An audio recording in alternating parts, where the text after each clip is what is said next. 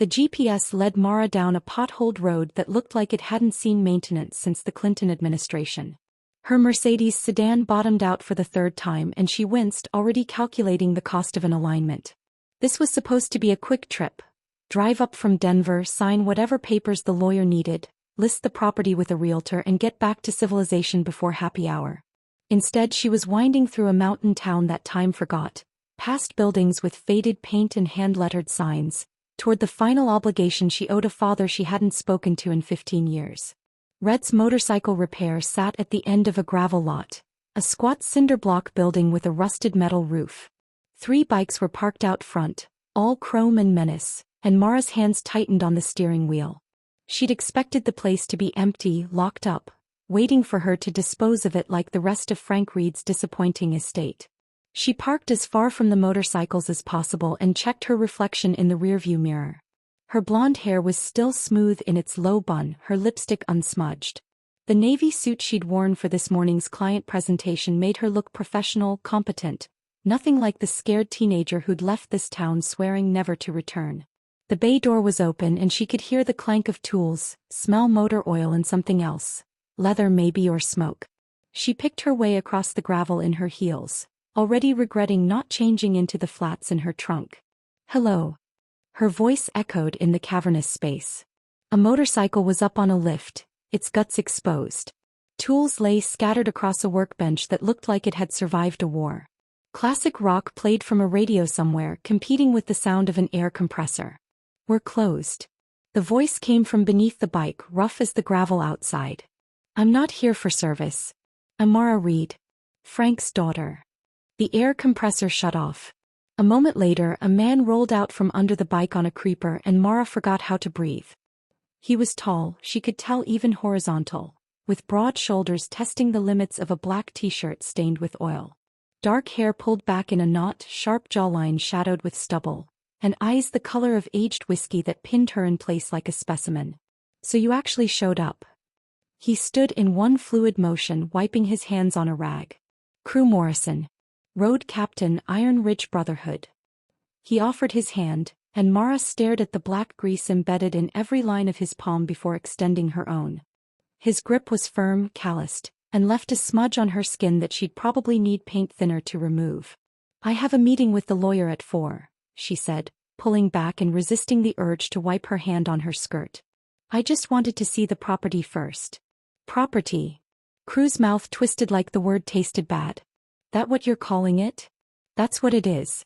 A building and land that I apparently inherited. Red spent 40 years building this place.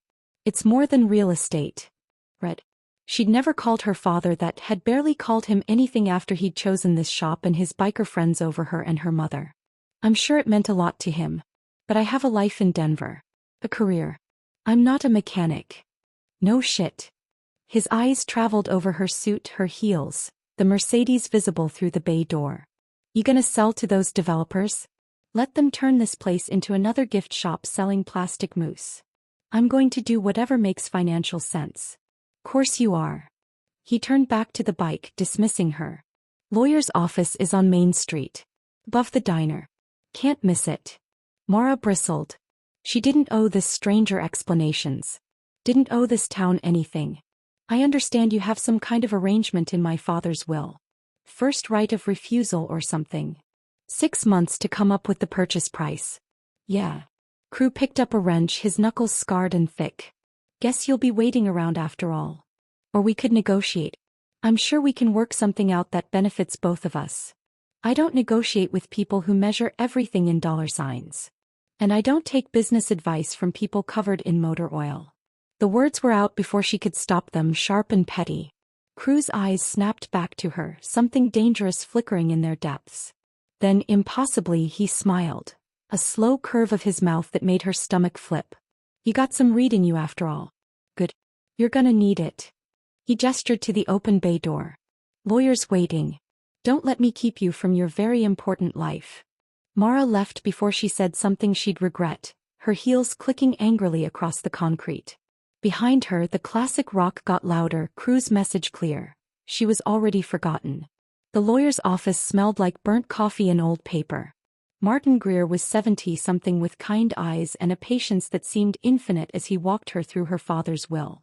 The shop, the property, a truck she didn't want, and a letter she couldn't bring herself to open. "The first right of refusal is ironclad," Martin said gently. "Your father was very specific. Crew has 6 months to purchase at the appraised value, or you're free to sell to anyone." "Can I challenge it?" "You could try. But Frank was sound of mind and the will is airtight. I wrote it myself." He leaned back in his chair. "Your father wanted to make sure the shop went to someone who'd preserve what he built. He barely knew me. How would he know what I'd do? Maybe that's why he structured it this way. To give you time to understand." Mara left with the letter still sealed in her purse and a headache blooming behind her eyes. 6 months. 6 months of this town, this shop, that infuriating man with his whiskey eyes and his judgment. She sat in her car, engine running, ready to drive back to Denver and let the lawyers handle everything remotely. Then her phone rang. Her boss. The client from this morning was demanding a full strategy overhaul, and someone needed to be on site for at least a month to manage it. "I need someone I can trust," Marcus said. "You're my best consultant. Tell me you can do it." Mara looked at the shop down the street, at the mountains rising beyond it, at the letter burning a hole in her purse. "I'll do it," she heard herself say. "But I'll need to work remotely for a while. Family situation." When she hung up, she finally opened the letter. Her father's handwriting was shakier than she remembered. "Mara, I know I have no right to ask anything of you. But give this place a chance. Give Crew a chance. There's more here than you remember. More than I ever told you. The shop is yours, but the truth is in the work. In the people. In what we build when we stop running. Your old room is still above the shop. Keys under the eagle statue out front. If you stay, you'll understand. If you go, I'll understand that too. Frank *. The sun was setting, painting the mountains gold and purple. Mara looked at the shop, at the motorcycles that had carried her father away from her childhood, at the 6 months stretching ahead like an uncharted road. Then she put the car in drive and went to find the eagle statue. The apartment above the shop was exactly what Mara expected. A time capsule of bad decisions. Wood paneling, orange shag carpet in the living room, and a kitchenette with avocado green appliances that belonged in a museum. Her old bedroom was the only room that looked lived in, preserved like a shrine with band posters still on the walls and a bookshelf full of young adult novels she'd left behind. She'd driven to Denver and back, arriving near midnight with 2 suitcases, her laptop, and a growing sense that she'd made a terrible mistake. But she'd signed the lease on her apartment over to her roommate, told her boss she was taking the remote assignment, and there was no backing out now without looking like a flake. The next morning she woke to the sound of motorcycles and the smell of coffee that wasn't hers. She pulled on jeans and a sweater, the most casual things she owned, and headed downstairs. The shop was already open, the bay doors rolled up to let in the crisp mountain air. Crew stood by the coffee maker near the office, pouring from a pot that looked older than Mara. 3 other men lounged around the space, all wearing leather cuts with the Iron Ridge Brotherhood patch. "Morning, princess." Crew didn't look up. "Coffee's strong. Milk's in the fridge, but it's for coffee only. Touch the half and half and Jax will fight you." A bear of a man with a red beard raised his hand. "Jax. And yeah, I will." "Ghost." A lean man with silver threading through his dark hair nodded at her. "Sergeant at arms." "And I'm tiny." The third man wasn't. He was 6'5" at least, with hands like dinner plates. "Secretary." "And before you ask, yeah, I know." Mara poured coffee into a chipped mug that said, "I'd rather be riding." "I didn't expect the shop to be open. I thought that we'd clear out now that Frank's gone." Crew leaned against the workbench, arms crossed. "This is our shop too. Has been for years. We keep it running, we get to use the space. That was the deal with Red." "I see. He didn't actually. And you all just have keys? Problem." Crew's eyes challenged her. She thought about the lawyer's words, about 6 months of this arrangement, about picking battles. No problem. I'm just getting my bearings." "Good. 'Cause we got 3 bikes coming in today for service, and I need to finish the rebuild on the Harley." He turned back to his work. "Feel free to stay out of the way." The dismissal stung, but Mara retreated to the office, a glass-walled cube that overlooked the shop floor. Her father's desk was buried under paperwork, receipts, and catalogs. No computer, just an ancient calculator and a ledger with handwritten entries. She spent the morning trying to make sense of the filing system, which appeared to be organized by chaos theory. The men worked around her, their easy camaraderie and teasing making her feel like an outsider in her own property. Every so often she'd catch Crew watching her through the office window, his expression unreadable. By noon she'd found 3 years of tax returns, a stack of unpaid invoices, and evidence that her father had been running the shop at a loss for months. The numbers were bad. Really bad. She emerged from the office to find Crew alone, the others having left for lunch. He was bent over an engine, his t-shirt riding up to expose a strip of tanned skin and the edge of a tattoo. "The books are a mess," she said. "Did my father have an accountant?" "He had me." "You're an accountant?" "I can count." Crew straightened, wiping his hands. "What's the problem?" "The problem is this place is hemorrhaging money. Outstanding invoices going back months, parts ordered without payment, and the rent hasn't been paid in." She caught herself. "Wait. There's no mortgage on the building. Why are there rent payments?" "Storage fees. For the club. We keep our bikes here, use the space. We pay monthly. These receipts show my father charging you almost nothing. Below market rate." "Yeah. Because we keep this place running. We bring in business, do repairs, teach the occasional rider safety course. It's symbiotic." Mara pinched the bridge of her nose. "That's not how business works. You can't run a shop on goodwill and friendship. Red did for 40 years. And look where it got him." The words burst out louder than she intended. "He died basically broke, leaving nothing but a failing business and a building that needs work. That's not noble, that's irresponsible." Crew's jaw tightened. "Your father died because he had a heart attack while replacing a transmission for a single mom who couldn't afford to take her car to a dealership. He charged her $50 in parts. She cried when she picked it up because nobody had been that kind to her in years. So yeah, maybe his books didn't balance, but his life did." The statement hung between them, heavy and accusatory. Mara felt something crack inside her chest. Some wall she'd built 15 years ago when her father had chosen this place over showing up to her 8th grade graduation. "I need to work," she said quietly. "I have a video call in 20 minutes. She retreated to the office, to spreadsheets and strategy documents that made sense, unlike everything else about this situation. The afternoon passed in a blur of work. When she emerged at 5, Crew was locking up the bay doors. The other men were gone. "You eat?" he asked. "I had a protein bar." "That's not food." He grabbed a leather jacket from a hook by the door. "There's a diner down the street. Come on." "I'm not hungry." "You're skinny as hell and you've been stress-eating your hair all day. Come on." Mara touched her bun self-consciously. "I don't. Consider it a business meeting. We need to talk about the shop anyway." The diner was called Millie's and it looked exactly like every small-town diner Mara had ever seen. Red vinyl booths, a counter with stools, and a waitress who called everyone Hon. Crew slid into a booth and Mara sat across from him, suddenly aware of how intimate this was, just the two of them without the buffer of the shop. "Cheeseburger, fries, and a chocolate shake," Crew told the waitress without looking at the menu. "She'll have the same. I can order for myself."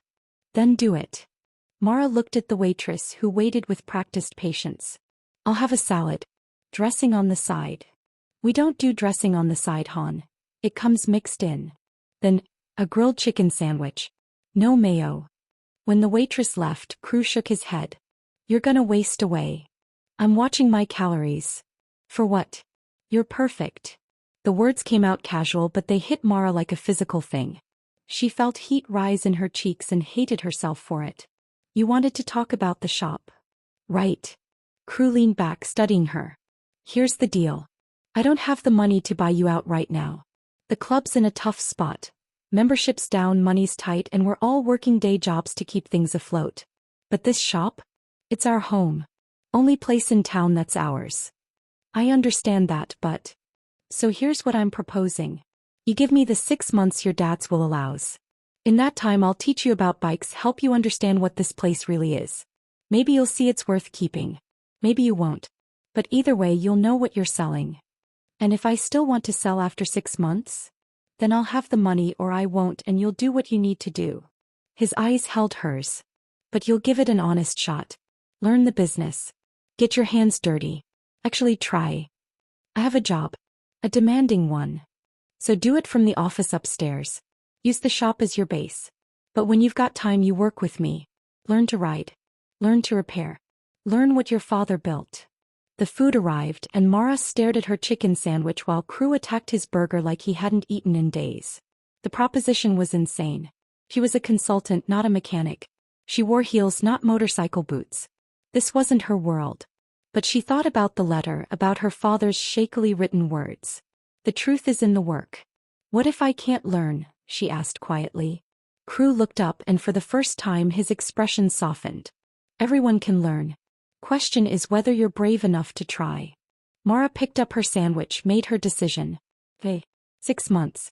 But I have conditions. Name them. We make this place profitable. Fix the books, collect on invoices, charge fair prices. If I'm going to give it 6 months, I need to see it can actually survive. Crew considered this, then extended his hand across the table. Deal. We start tomorrow. 7 a.m. His palm was warm and rough when she shook it, and Mara wondered what she'd just agreed to. One more thing, Crew said as they left the diner. You're gonna need different clothes. Those designer jeans won't last a day in the shop. Mara looked down at her outfit, then back at him. Where exactly does one shop for motorcycle mechanic attire in this town? His smile was slow and devastating. Lucky for you, princess, I'm an excellent shopping guide. She wasn't sure if that was a threat or a promise. Mara showed up at 7 wearing the stiffest jeans known to humanity and a flannel shirt that smelled like the thrift store it came from. Crew took one look at her and laughed. Actually laughed, a sound that transformed his face from intimidating to almost boyish. What? She demanded. Nothing. You look like you're about to audition for a country music video. He handed her a cup of coffee. But at least you can move. Come on. He led her to a motorcycle in the corner, smaller than the others with faded blue paint and chrome that had seen better days. This was your dad's first bike. A 1978 Honda CB550. He restored it himself when he was 20. Mara stared at it, trying to reconcile this machine with the father she remembered. I didn't know he rode back then. Started riding at 19. Said it saved his life. Crew ran his hand over the seat. This bike's yours now. We're gonna get it running and I'm gonna teach you to ride it. I never said I wanted to ride. You want to understand this place? You ride. That's the deal. He grabbed a toolbox. First lesson. Nothing about a motorcycle is magic. It's mechanics. You put in the work, you get the reward. Let's start with the basics. The next 2 hours were a crash course in engine components, fuel systems, and electrical work. Crew was patient but demanding, making her repeat back everything he taught her until she could identify parts in her sleep. His hands moved over the bike with a reverence that surprised her, pointing out problems and explaining solutions. Why do you care so much? She asked as they drained old oil from the engine. About this shop, these bikes. You could work anywhere. Crew was quiet for a moment, his hands still working. I was 19 when I met your dad. Fresh out of juvie, no family, no prospects, nothing but a chip on my shoulder and a probation officer who didn't give a shit. Red found me trying to hotwire a bike outside a bar. Instead of calling the cops, he offered me a job. Just like that. Just like that. Said I clearly knew bikes, so I might as well learn to fix them legally. Crew straightened, wiping his hands. He taught me everything. Gave me a purpose when I had none. This shop, the club, it's the only family I've ever known. So yeah, I care. More than you can probably understand. The weight of his words settled between them. Mara thought about her own father, the man who'd missed birthdays and school plays but had apparently saved this stranger's life. I'm sorry, she said quietly, for what I said yesterday. About the books not balancing. You weren't wrong. Red had a big heart, but he wasn't a businessman. That's where you come in, I guess. The universe's way of balancing things out. They worked in companionable silence after that, and Mara found herself enjoying the methodical nature of the repairs. There was something satisfying about taking broken things and making them work again, about having concrete problems with tangible solutions. By lunch, her back ached and her hands were filthy, but the bike's engine turned over when Crew hit the starter. The sound made her grin despite herself. Not bad for day one, Crew said. Tomorrow we fine-tune it and then you learn to ride. The afternoon brought customers. A steady stream of riders who treated the shop like a community center. Ghost arrived with lunch from the diner, and they all ate together on the tailgate of her father's old Ford, sharing stories about Red that made Mara laugh and ache simultaneously. He ever tell you about the time he rode to New Mexico in a snowstorm? Jax asked through a mouthful of burger. No. He didn't tell me much of anything. Mara tried to keep the bitterness from her voice. Crazy bastard heard about a woman whose ex stole her bike, Ghost said. Ex was selling it in Albuquerque. Red rode 12 hours through a blizzard, bought the bike back and rode it home to her. Just like that? Mara asked. Just like that, Tiny confirmed. Didn't ask for gas money or nothing. Just said some things are worth freezing your ass off for. More stories followed, each one painting a picture of a man Mara barely recognized. A man who helped strangers, who rode thousands of miles for people he'd never met, who built this community of misfits and made them family. After the others left, Mara retreated to the office to work on her actual job, analyzing market trends for a tech startup that felt increasingly irrelevant. Through the glass, she watched Crew work on a custom paint job, his movements precise and practiced. Her phone rang. Trevor. Her ex-fiancé. She almost didn't answer, but curiosity won. Hello.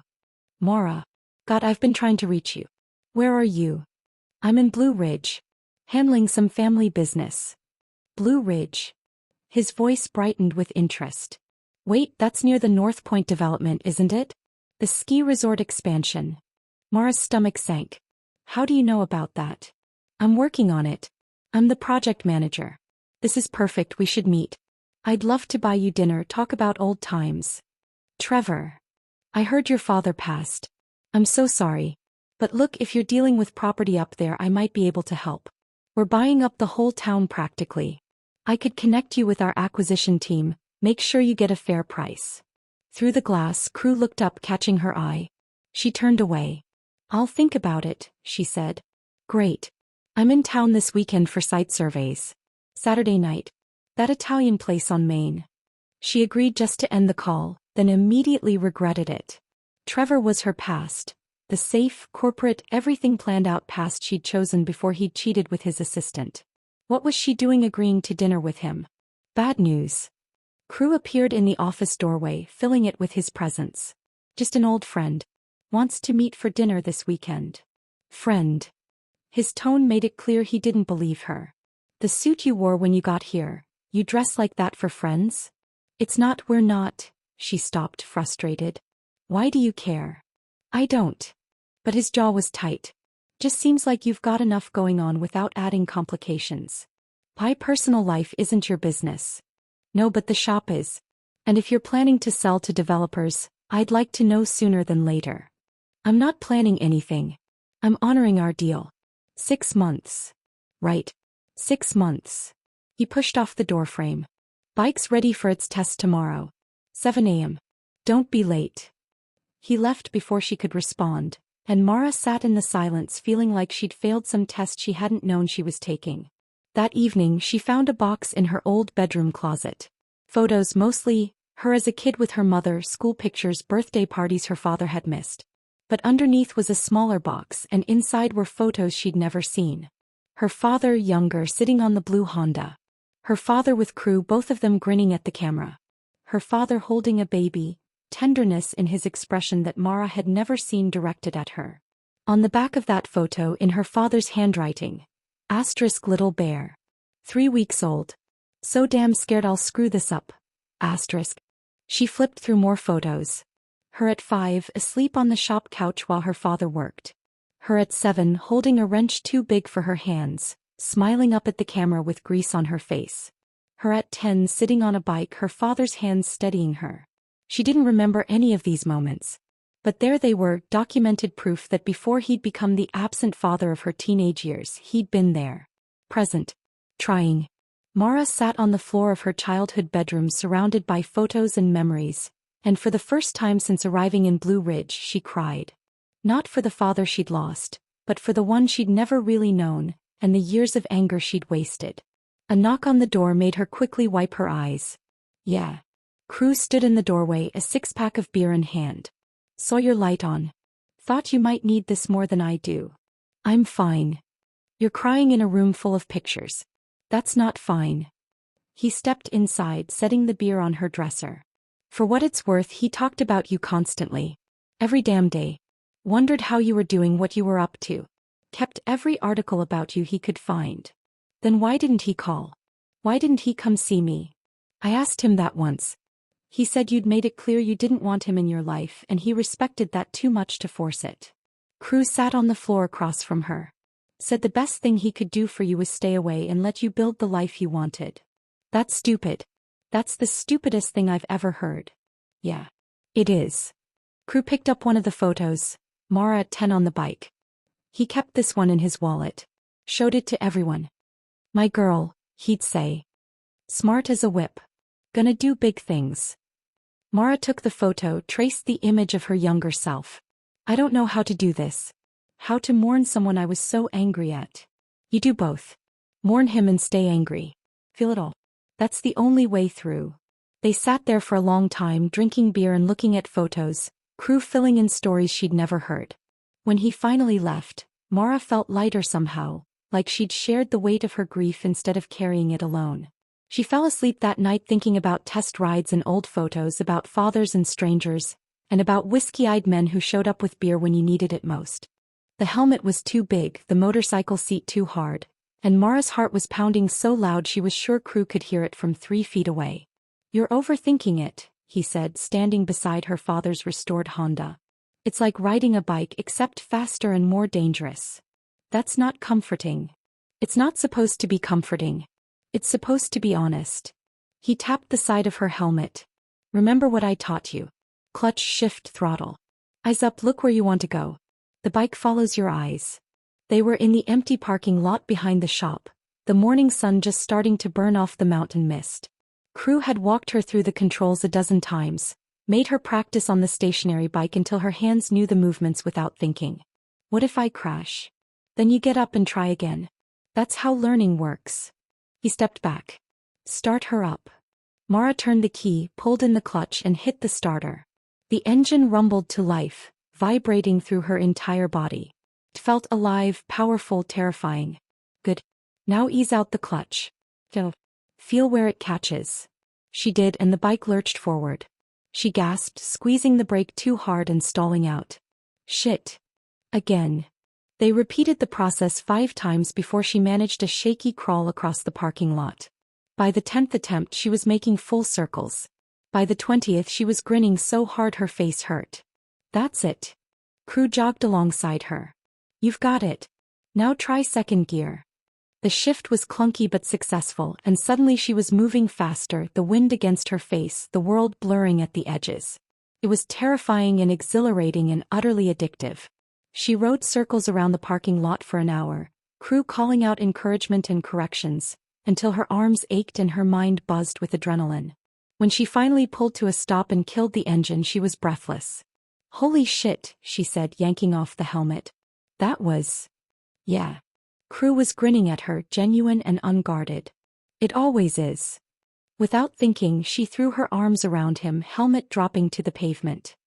He stiffened for half a second, then his arms came around her, solid and warm. He smelled like motor oil and leather and something uniquely him, and Mara felt something shift in her chest. A dangerous, complicated thing she wasn't ready to name. She pulled back quickly. Sorry. That was amazing. Don't apologize for being happy. His eyes held hers. It looks good on you. The moment stretched, charged with something electric. Then Crew stepped back, clearing his throat. Let's get the bike put away. You've got actual work to do and I've got a transmission to rebuild. The rest of the day felt different, like something had changed between them. Mara caught herself watching him through the office window more than she should, admiring the way his muscles moved under his shirt, the concentration on his face when he worked. Several times she looked up to find him watching her too. Saturday evening arrived too quickly. Mara changed into a navy dress and heels, armor for facing Trevor, and headed downtown to Giuseppe's. The restaurant was trying too hard, with checkered tablecloths and Sinatra playing over tinny speakers. Trevor stood when she entered, arms open for a hug she didn't want to give but did anyway. He looked the same, Sandy hair styled perfectly, designer suit, smile that had once made her heart race but now just looked practiced. "You look incredible," he said, pulling out her chair. "Mountain air must agree with you. It's only been 2 weeks. Still, there's something different. A glow or something." He ordered wine without asking her preference, then launched into a monologue about the North Point development, projected profits, infrastructure plans, his rapid climb up the corporate ladder. Mara half listened, pushing pasta around her plate, wondering why she'd agreed to this. "So about your father's property," Trevor said, leaning forward. "I looked into it. Prime location, especially once we extend the ski slopes. I could get you 50% above market value. Easy. The property's not for sale." "Not yet." "Not yet." His eyes sharpened. "What does that mean?" She explained the will, the 6-month clause, trying to keep her voice neutral. Trevor's expression shifted as she spoke, calculating. "So basically, you're stuck in this town for 6 months while some biker holds up your sale? That's ridiculous. We could challenge that in court." "I'm not challenging it." "Why not?" "Mara, I know your father meant something to you, but you can't let sentimentality cloud your judgment. This is a significant asset. You're a consultant. You understand the opportunity cost of waiting.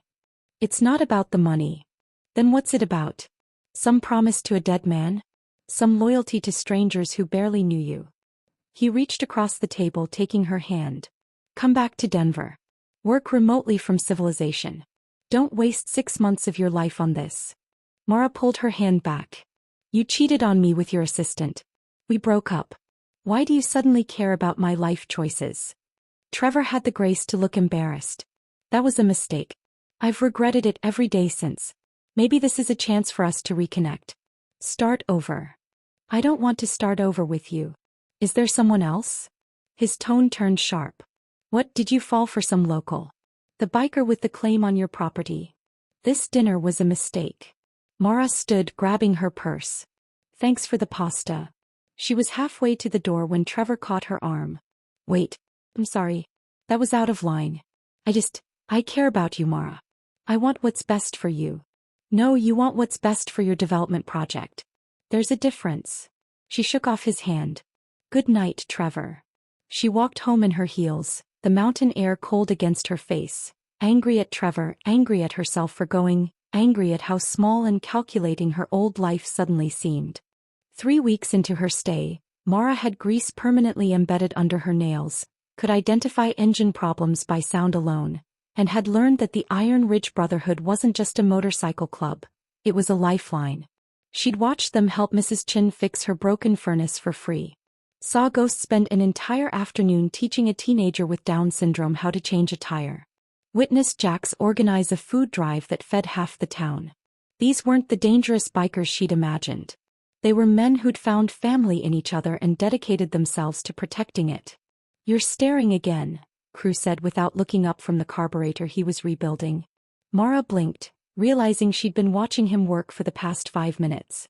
"I'm observing. Learning." "Uh-huh."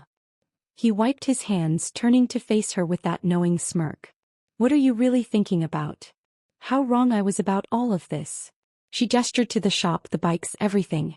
"I thought my father abandoned me for something meaningless. But this place, these people, it matters.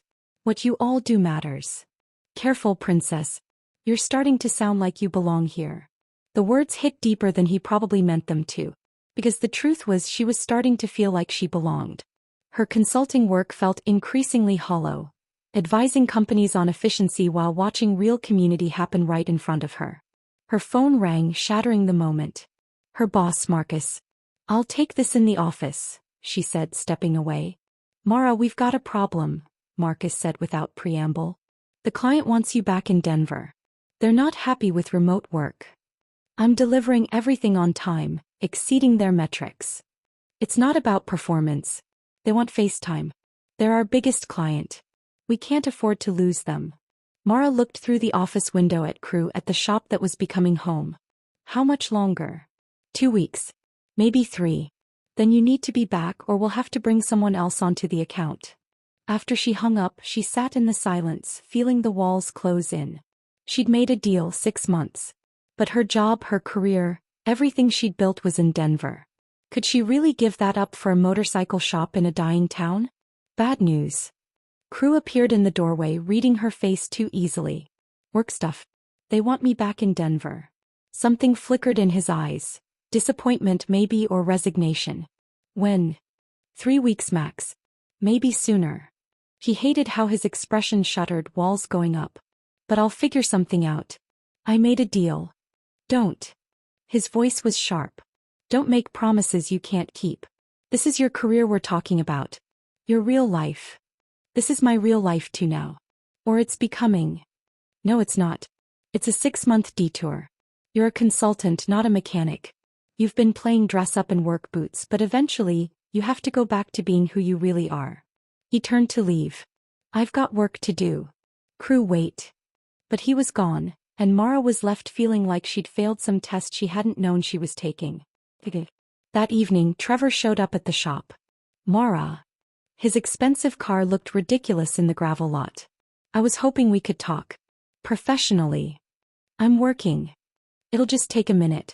Please. His earnest expression was one she remembered from their relationship, the one that had made her forgive him more times than she should have. Against her better judgment, she followed him to his car. He pulled out a folder, spreading documents on the hood. Look, I know I came on too strong at dinner. But I really do want to help. He pointed to property maps, development plans. North Point is buying everything on this street. The diner, the hardware store, even old Mrs. Patterson's craft shop. We're offering 20% above market value. Everyone's selling. Good for them. Mara, this place is a holdout in the middle of a multi-million-dollar development. You're keeping progress from happening. He softened his voice. I know you have fond memories, but sentiment isn't a business strategy. Your shop is the linchpin. Once you sell, the whole project moves forward. What happens to the people who don't want to sell? The ones who actually live here. They'll be relocated. Fairly compensated.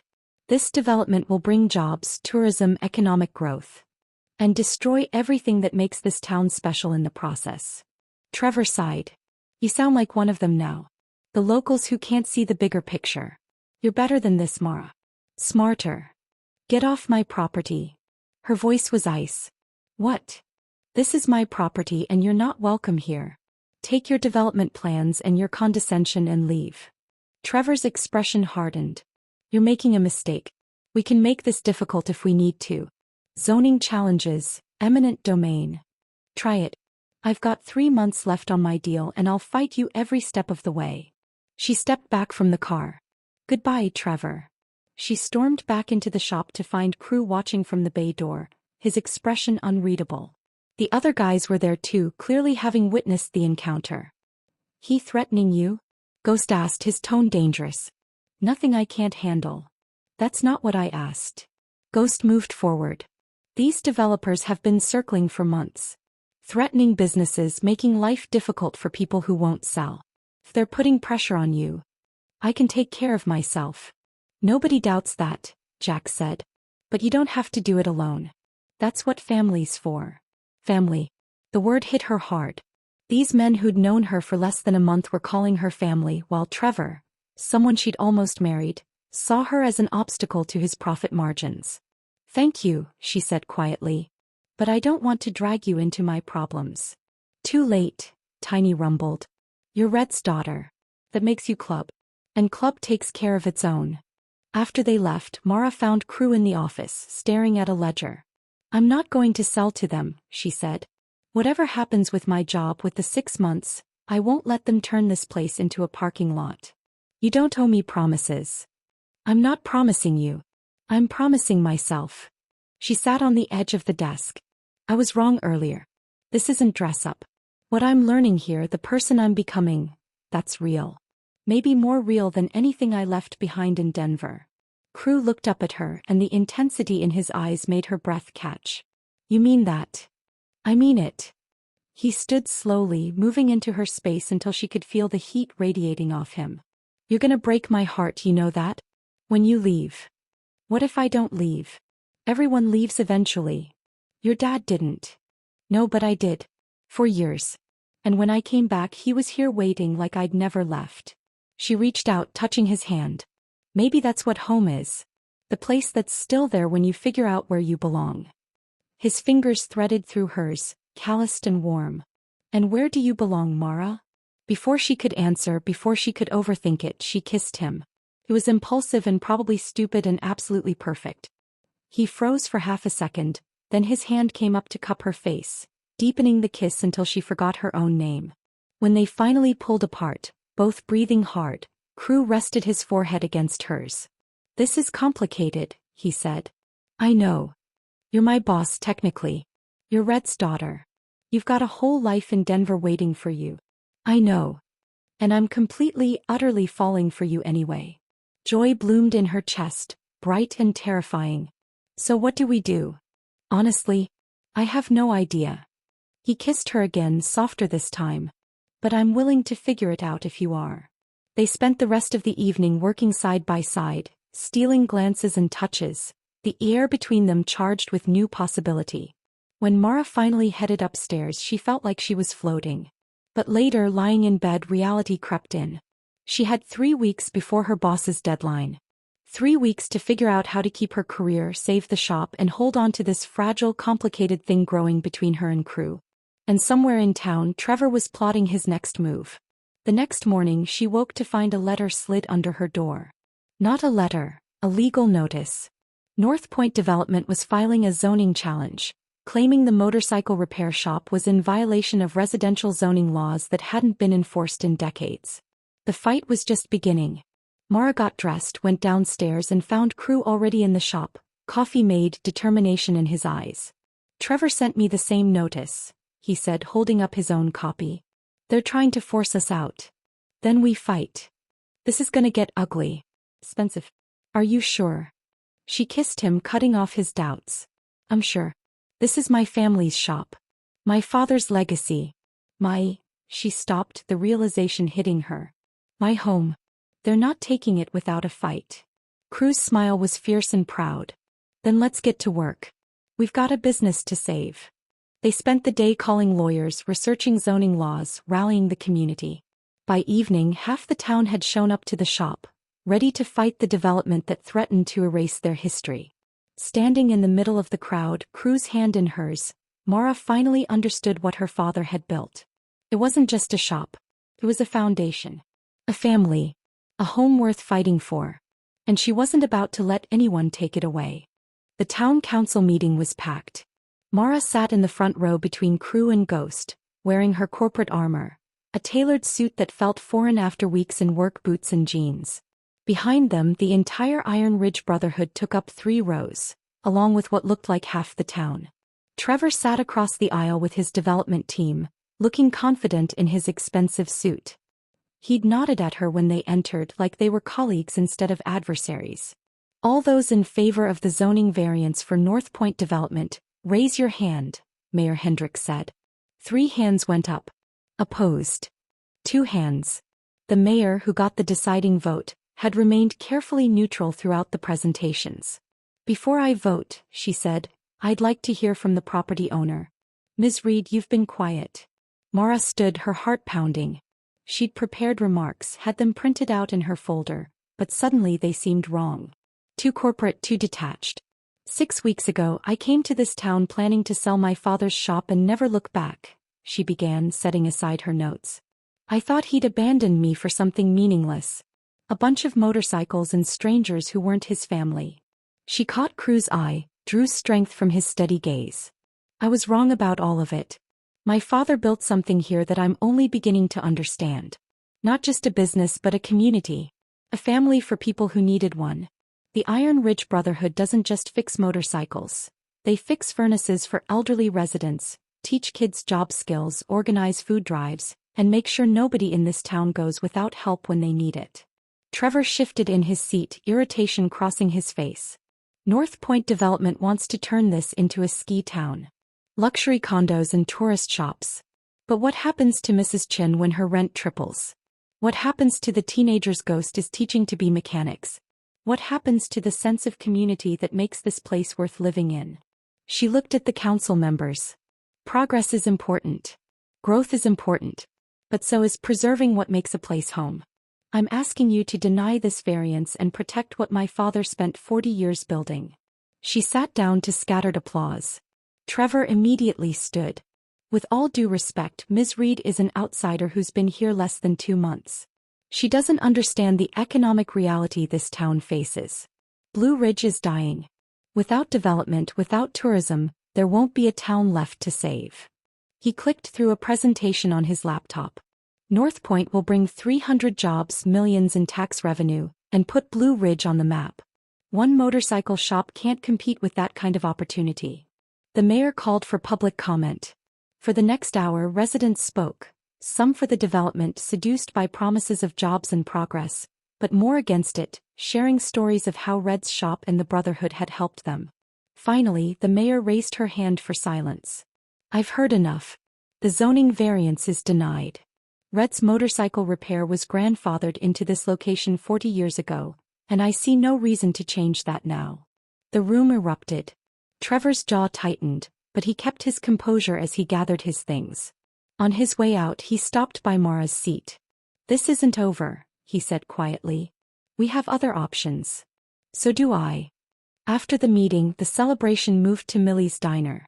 Mara found herself squashed in a booth with Crew, accepting congratulations and free pie from Millie herself. "You were amazing up there," Crew said, his arm draped casually over her shoulders.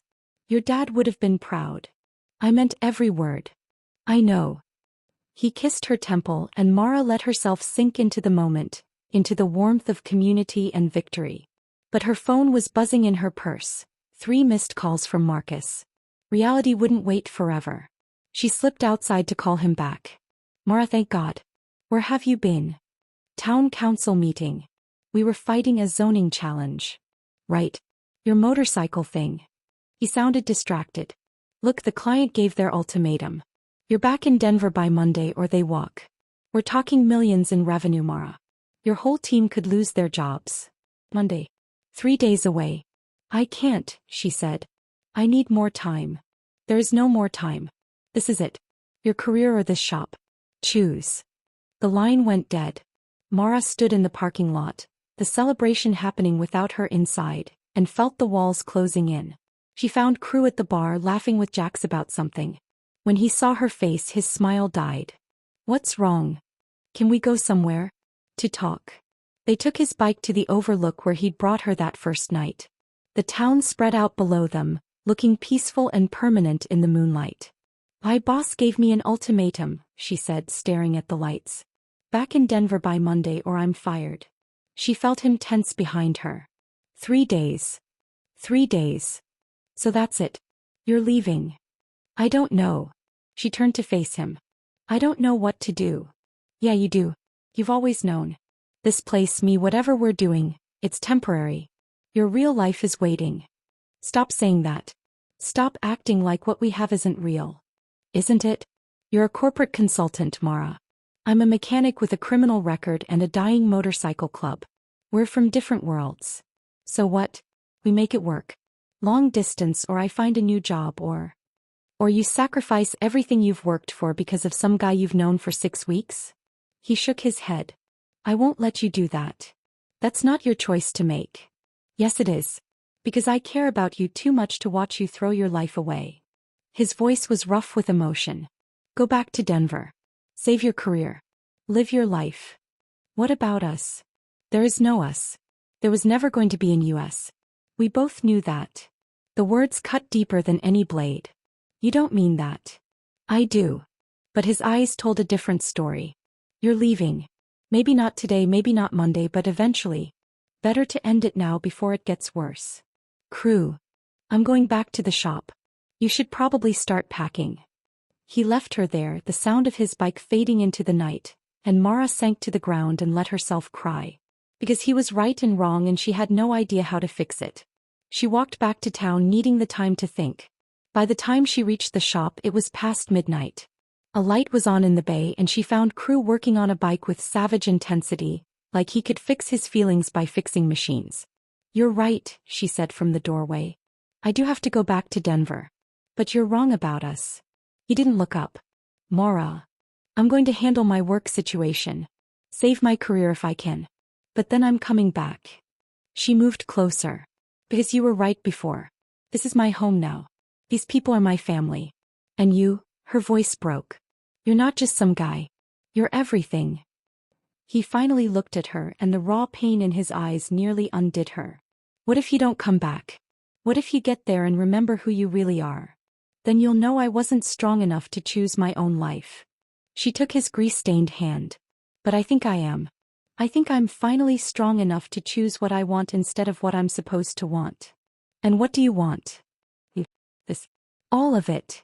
She kissed him, tasting desperation and hope. Give me 2 weeks. Let me go to Denver, fix this mess and come back. Can you do that? What if they don't let you come back? What if you have to choose between your career and this place? Then I'll choose. But I won't know what the choice actually is until I'm there. She rested her forehead against his.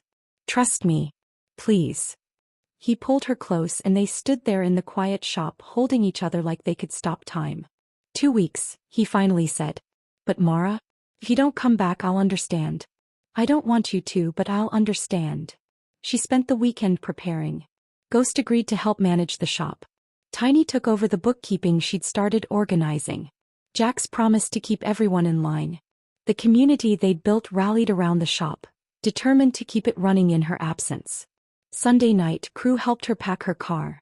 They didn't talk much, both afraid of saying goodbye. I'll call every day, she promised. You better. And I'm coming back. I swear. I believe you. But his eyes said he was preparing for heartbreak. She kissed him one last time, memorizing the feel of him, the smell of motor oil and leather, the way he held her like she was precious. Then she got in her car and drove away, watching the shop disappear in her rearview mirror, praying she was making the right choice. Denver hit her like a physical blow. The noise, the traffic, the endless concrete. Her apartment felt sterile after weeks of mountain air. She'd only been gone 6 weeks, but it felt like years. Monday morning, she walked into her office building in her corporate armor, ready to fight for her job and her future. Marcus greeted her with relief and frustration. Thank God you're here. The client wants a meeting in an hour. Can you give them what they need? I can give them everything they need and more. But I have conditions. His eyebrows rose. Conditions? I work remotely permanently. I'll come in for essential meetings, but my home base is Blue Ridge. Take it or leave it. Mara, that's not. That's my offer. I'm the best consultant you have. My metrics prove it. But I'm done sacrificing my life for a job that doesn't care about me as a person. She met his eyes. So take it or leave it. But I'm not negotiating. She walked out before he could respond, her heart pounding, knowing she might have just ended her career. But also knowing finally who she was and what she wanted. And that was worth more than any job. The meeting with the client went better than expected. They agreed to her terms, remote work with quarterly in-person reviews. Marcus wasn't happy, but he valued her too much to let her walk. By Wednesday, she'd restructured her schedule, delegated tasks, and proved she could deliver results from anywhere. She should have been celebrating. Instead, she was staring at her phone at the text from Ghost that had arrived an hour ago. Asterisk, call me. It's about the shop. Asterisk. Her hands shook as she dialed. Mara. Ghost's voice was grim. We've got problems. What kind of problems? North Point found another way. They bought the building next to ours from Old Man Patterson. Filed permits to demolish it and build a luxury hotel. The construction will make it impossible for us to operate. Noise, dust, blocked access. They're trying to force us out. Can they do that? Legally? Yeah. It's their property. But it's dirty pool and everyone knows it. Mara's mind raced through options, solutions, legal challenges. What does Crew say? Silence. Long enough that her stomach dropped. Ghost. Crew's been drinking since yesterday. He's convinced it's over, that they've won. Jax and Tiny have been trying to snap him out of it, but, Ghost sighed. He thinks you're not coming back. That you chose Denver. And I think losing you in the shop at the same time broke something in him. I'm coming back. I told him I was coming back. Then maybe you should tell him that again. In person. Soon. After she hung up, Mara looked around her Denver apartment, at the life she'd built, the career she'd fought to save. Then she started packing. She made it to Blue Ridge by midnight, her car loaded with everything she owned. The shop was dark except for a single light in the bay. She found Crew sitting on the floor, his back against the blue Honda, a bottle of whiskey beside him. Crew. He looked up and the devastation in his eyes nearly broke her. You're a hallucination. Great. Now I'm so drunk I'm seeing things. I'm real. She knelt beside him, taking the bottle and setting it aside. And I'm here. You're supposed to be in Denver. Living your real life. This is my real life. I told you I was coming back. Ghost called you. Told you about the hotel. His words were slightly slurred. You came back to save the shop, not for me. I came back for both. I saved my career, negotiated remote work, and packed up my entire apartment in 3 days. I'm here to stay, Crew. Permanently. He stared at her like he didn't dare believe it. You're giving up Denver? I'm not giving up anything. I'm choosing what I want. She touched his face, feeling stubble and the dampness of tears he'd probably deny shedding. I'm choosing you. This place. All of it. Even though we're about to lose the shop? We're not going to lose the shop. Mara, they're building a hotel next door. The construction alone will drive us out and there's nothing we can do about it. Maybe not legally. But there are other ways to fight. She helped him to his feet. Come on. We need to sober you up and get the guys together. I have an idea. By morning the entire brotherhood was gathered in the shop, plus half the town. Mara stood before them, laptop open, displaying the research she'd done during her drive from Denver. North Point's construction permits are legal, she began, but there's a clause in the town bylaws about historical preservation. If we can get this building designated as a historical landmark, they can't just force us out with noise and disruption. The shop's only 40 years old, Jack said. That's not old enough for landmark status. The building is, though. It's from 1952 and it was the original garage for the mountain rescue team. Before my father bought it, this place saved lives. She clicked through old photos she'd found in the town archives. If we can prove historical significance, we have protection. That's a long shot, Ghost said. And it'll take time we don't have. Construction starts in 2 weeks. Then we have 2 weeks to make it happen. Mara looked at Crew, who was nursing his hangover but paying attention. My father built a community here. Time to see if that community is strong enough to save itself. The next 2 weeks were a blur of action. Mara worked 18-hour days, balancing her consulting work with organizing the historical designation campaign. They collected testimonials from former mountain rescue members, dug through town records and rallied community support. Trevor showed up on day 10, finding her in the office surrounded by paperwork. Impressive, he said, leaning against the doorframe. Historical designation. I didn't think you had it in you. What do you want, Trevor? To make you an offer. Final offer. $2 million for the property. That's 3 times what it's worth. Take it, walk away, and we'll stop the construction until you have time to relocate properly. Not interested. Mara, be reasonable. Even if you get landmark status, we'll find another way. We have lawyers, resources, time. You're fighting a losing battle. Maybe. But it's my battle to fight. Is it worth it? Really? He moved closer. This place, these people, they're not your responsibility. You could take the money, start over somewhere else, keep your guy and your new life without all this stress. For a moment she was tempted. $2 million would solve everything. They could rebuild somewhere else, start fresh without the constant threat. Then she looked through the office window at Crew, teaching a kid how to change oil. At Ghost, organizing parts with meticulous care. At the photos of her father on the wall, surrounded by the family he'd chosen. It's not about responsibility, she said. It's about not letting bullies win. You want to build your hotel? Fine. But you're not going to do it by destroying what matters to get there. Trevor's expression hardened. You're making a mistake. Last chance, Mara. Then I guess I'm making a mistake. Now get out of my shop. After he left, Crew appeared in the doorway. Heard that, he said. $2 million is a lot of money. Not enough. Mara. No. She stood, moving to him. I know what you're going to say. That I should take it, that I shouldn't sacrifice for this place. But you're wrong. This isn't sacrifice. This is choosing what I want to fight for. He pulled her close and she felt him shaking. I don't deserve you. Good thing it's not about deserving. It's about loving. The word slipped out before she could stop it, hanging in the air between them. Crew pulled back, staring at her. What? I love you. Now that she'd said it, it felt right. True. I love you and this place and this life we're building. So we're going to fight and we're going to win because the alternative is unacceptable. I love you too. His voice was rough with emotion. God help me, I love you so much it terrifies me. They kissed and for a moment everything else faded away. The fight, the uncertainty, the looming deadline. None of it mattered compared to this. But then Jax burst through the door, face pale. We've got a problem. The Historical Preservation Board rejected our application. They said we don't have enough documentation to prove significance. The bottom dropped out of Mara's stomach. What? But we provided everything. Apparently it's not enough. Without landmark status, construction starts next week. Jax looked between them. I'm sorry. I think we're out of options. The room fell silent. Mara's mind raced, searching for solutions that didn't exist.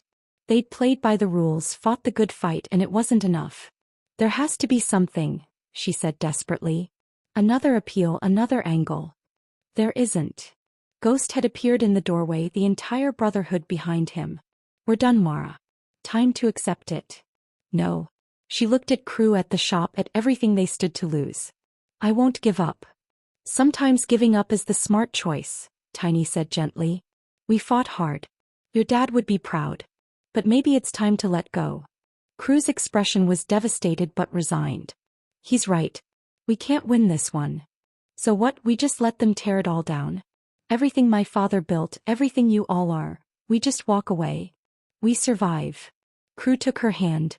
That's what we do. We adapt, we find another way. But we don't destroy ourselves fighting a battle we can't win. Mara wanted to argue, to fight, to find some miraculous solution. But looking at their faces, at good men who'd already lost so much, she realized pushing harder might cost them more than the shop. Okay, she said, the word like ash in her mouth. Okay. That night she and Crew sat in the empty shop, holding each other in the silence. We'll find another location, he said. Start over.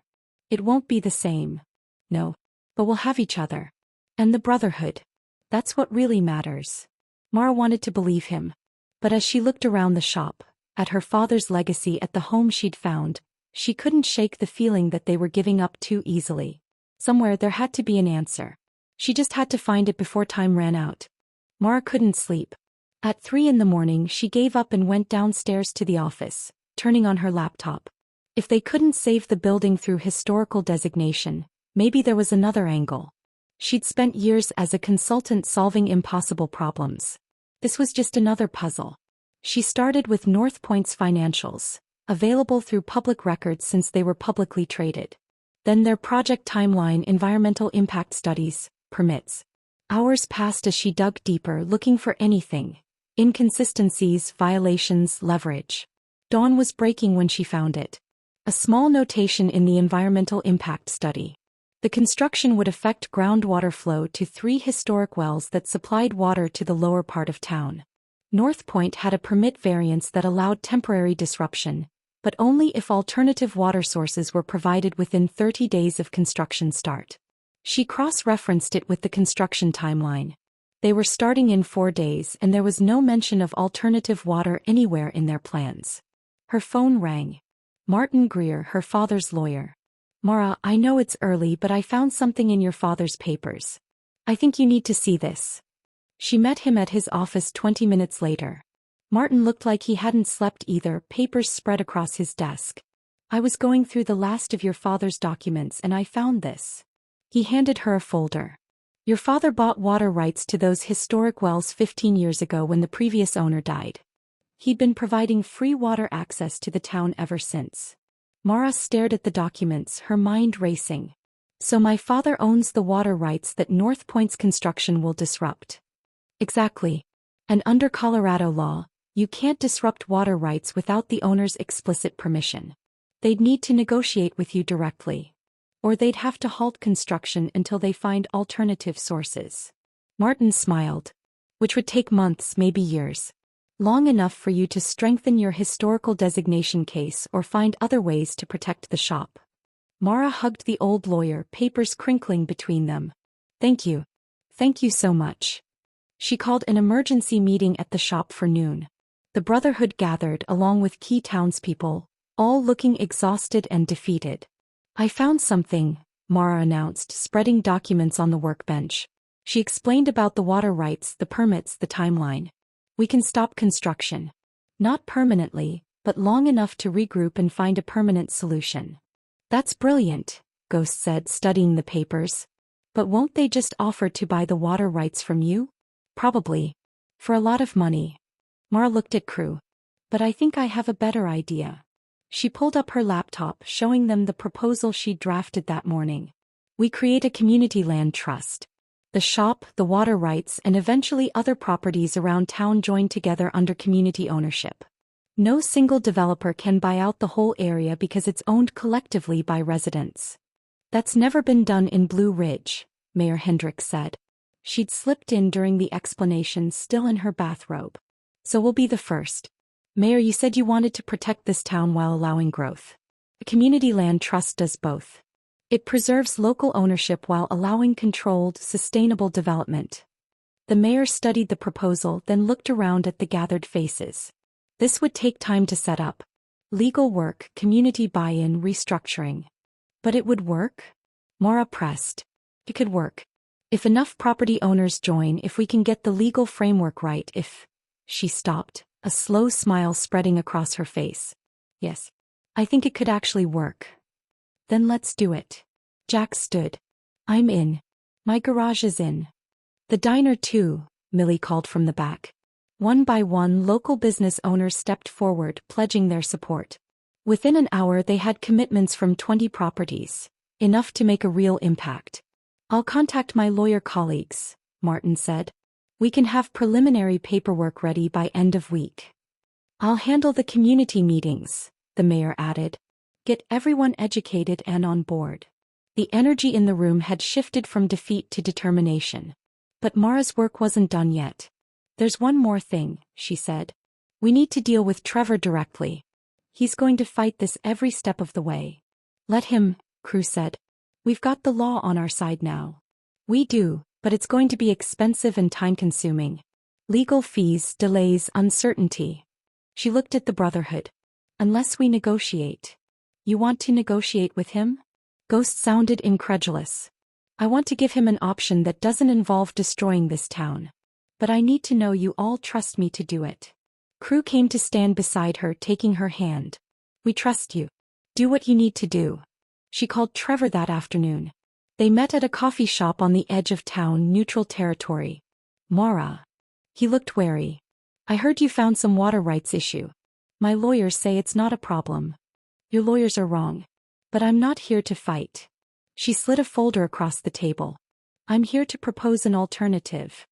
He flipped through it, his expression shifting from annoyed to intrigued. A partnership? The community land trust is happening. You can fight it and waste millions in legal fees, or you can work with it. Build your hotel on the other side of town where the views are better anyway.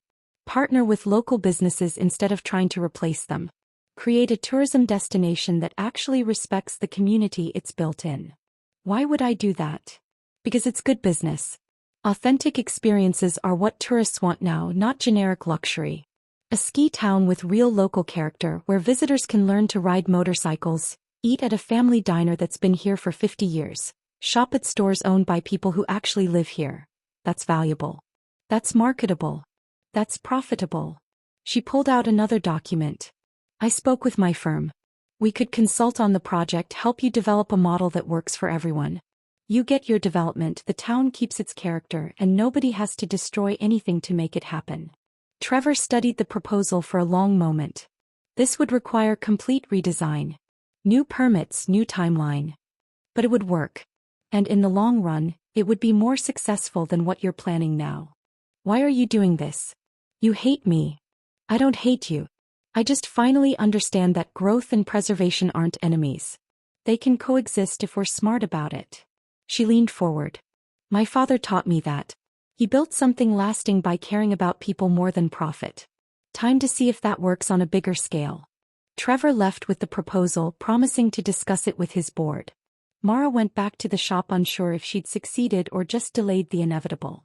She found Crew in the bay working on a vintage Triumph. "How'd it go?" he asked without looking up. "Won't know for a few days. But I think I got through to him. And if you didn't? Then we fight. With lawyers, with community support, with every resource we have." She picked up a wrench, joining him at the workbench. "But I think we're going to win." The next 3 days were tense. Mara worked from the shop office, balancing her consulting clients with organizing the land trust, fielding calls from lawyers and community members, and trying not to obsess over Trevor's silence.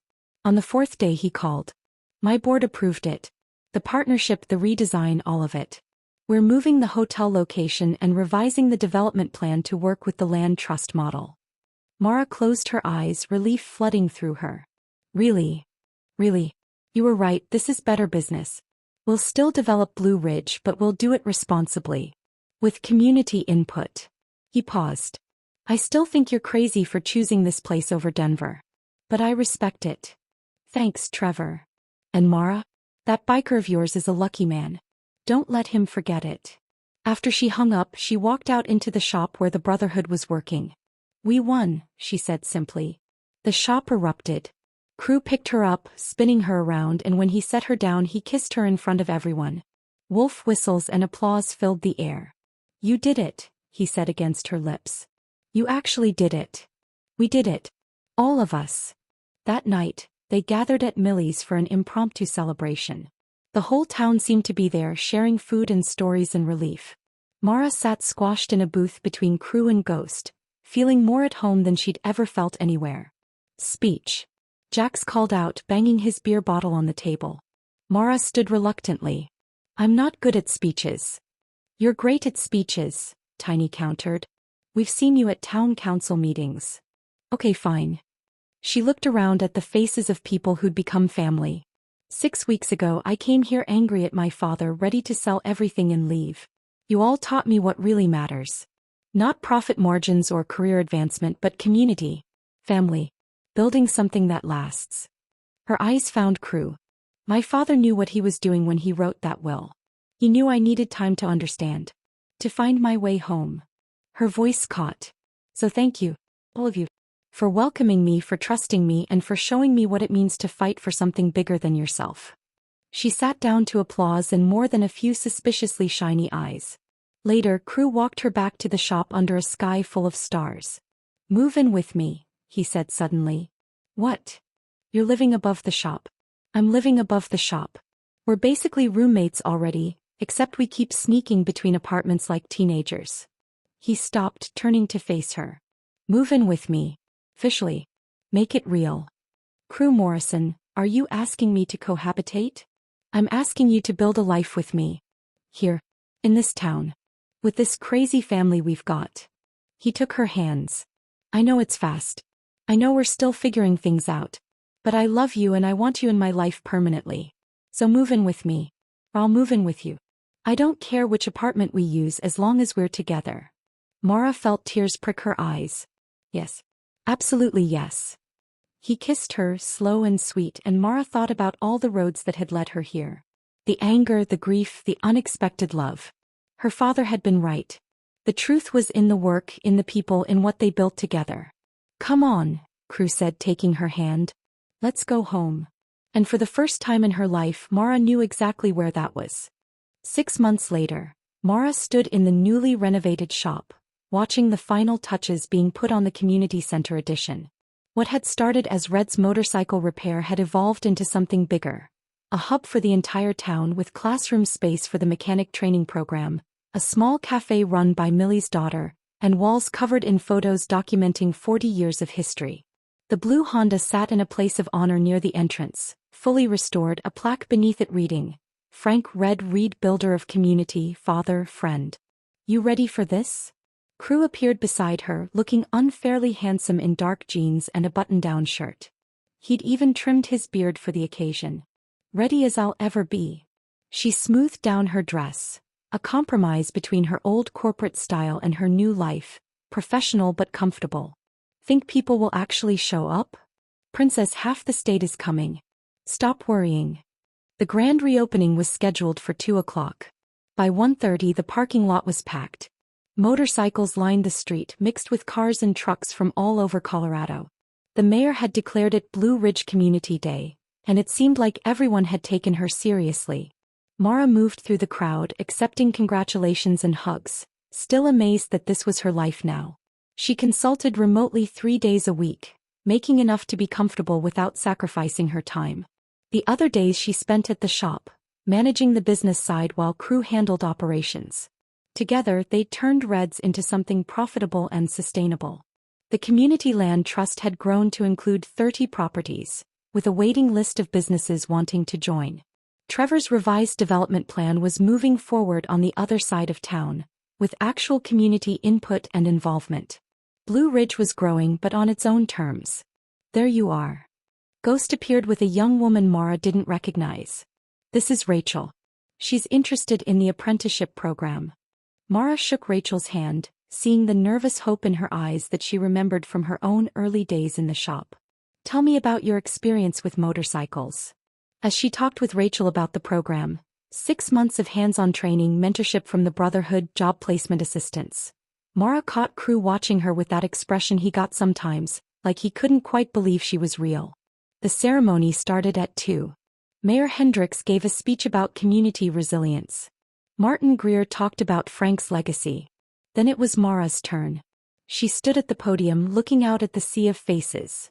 Old friends and new people her father had helped, people she'd come to love. My father left me a letter, she began. It said the truth was in the work. In the people. In what we build when we stop running. She pulled the worn paper from her pocket, where she'd carried it every day for 6 months. I didn't understand it then. I thought he was asking me to sacrifice my life for his mistakes.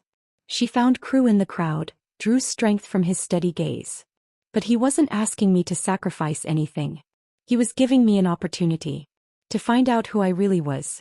To discover what mattered. To learn that love, real love, isn't about abandoning yourself. It's about finding people and places and purposes that make you more yourself.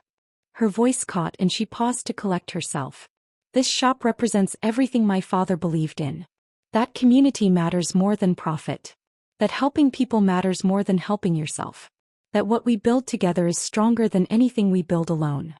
She looked at the Brotherhood, at the town council, at the business owners who'd taken a chance on the land trust. So thank you. For teaching me what my father couldn't.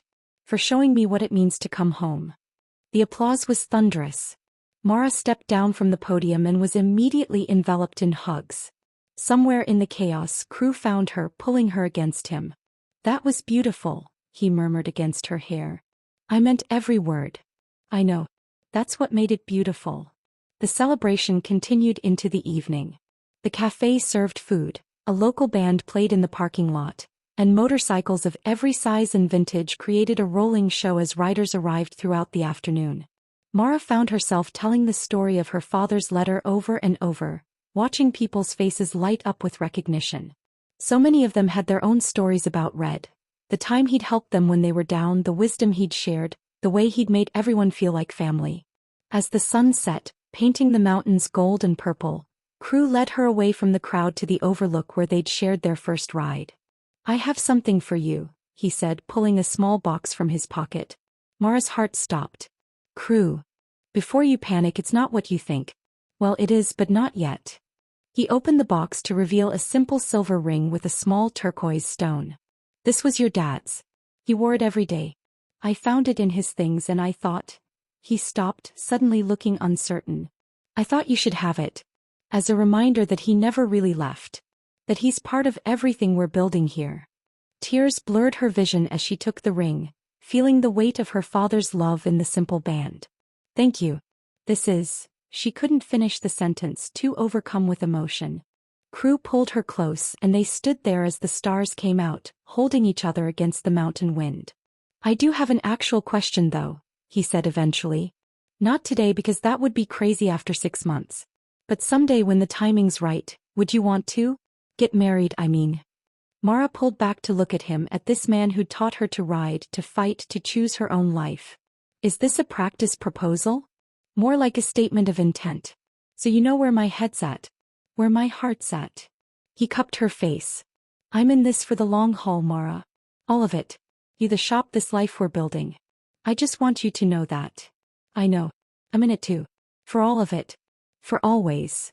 She kissed him, tasting forever in it. And yes. Someday when the timing's right, I would absolutely want to marry you. His smile was radiant.